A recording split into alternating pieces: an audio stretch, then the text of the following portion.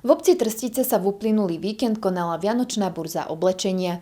Časť zo zisku poputuje na pomôcky pre deti do školy a škôlky.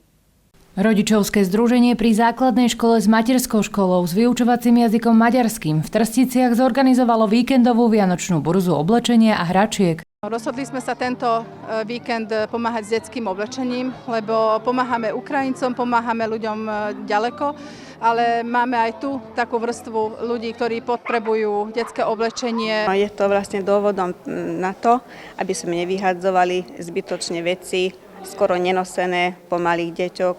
To asi každý rodič vie, že sú ako čisto nové niektoré veci a za pár eur môžu nakupovať. Do vianočnej burzy sa mohol zapojiť ktokoľvek, kto mal doma nepotrebné oblečenie. Celá rodina sa mohla zapojiť, aj rodičia, aj starí rodičia, kto mal záujem.